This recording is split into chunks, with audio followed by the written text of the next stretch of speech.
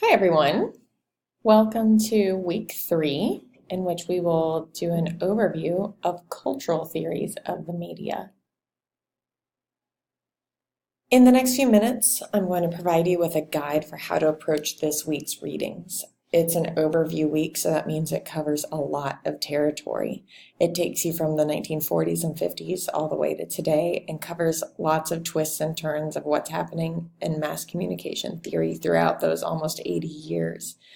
And while it may seem overwhelming, stick with it because we'll be coming back to the concepts introduced here in subsequent weeks.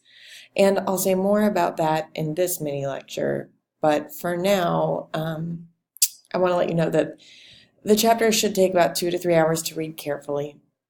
I'm going to suggest that you skip or skim pages 150 to 159 on where Baran and Davis cover the cultural turn in the United States. That section will take you in a notably different direction and away from the theories that we'll be covering in this course. In a course like ours, things always have to be left out, and we've decided to focus on the grand social theories that are most influential in mass communication research today. I think they're interesting, but we can't do it all. This chapter is a bit of a hodgepodge. Part of it fits together well and informs subsequent parts that will be coming up. Other sections appear to be tangential, and it's hard to grasp exactly how it all fits together. But try to think of it this way, that we're moving on from mass society theory to the next phase of grand social theory to attempt to explain the media and our relationship with it. We'll examine the cultural trend in mass communication theory over the next 4 weeks. This week is your sneak peek into what's to come, and hopefully as we get through it, things will start, at the end of 4 weeks, things will make a lot more sense as puzzle pieces fitting together in hindsight. As we've already seen, there are 3 main areas of mass communication theory. We've spent a little bit of time with mass society and propaganda theories. For the next several weeks, we'll focus on critical cultural theories. We'll also be pulling in the media effects theory that you see under the post-positive header, because that serves as another bridge to critical cultural. As Baran and Davis describe, these theories in the critical cultural bucket address, quote, questions about the way media might produce profound changes in social life through their subtle influence on the myriad of social practices that form the foundation of everyday life. Unquote. Based on the way you've been talking about the media so far, this is how you think of the media as well.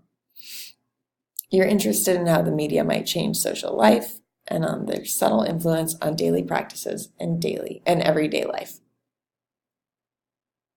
It all starts with the Frankfurt School, which is reviewed in this chapter, but we won't be spending a dedicated week on it. It provides important roots for other critical cultural theories, though, so I want to give it a note here. The cultural studies and political economy theories that currently dominate the study of media for communication scholars today wouldn't be here without the Frankfurt School. Marxism, and neo-Marxism have strong connotations in our cultural landscape, but please try not to get too caught up in what those words mean in terms of the political spectrum. Instead, focus on what these scholars had to say about the relationship between the media and our society. The turn toward culture, shared meanings, shared understandings, and shared social norms represents a seismic shift from the scientific method-based stimulus-response models of media effects, again, which we will still be addressing some of that media effects point of view next week. But these critical cultural scholars were interested in how mediated mass culture might be influencing the ways we experience the world. They looked at audiences and how individuals make meaning from the media they consume. They looked at cultural texts, film, music, television, and later the internet as important sources of meaning and identification with the social world. They were concerned with groups of, quote, people who share a culture, end quote,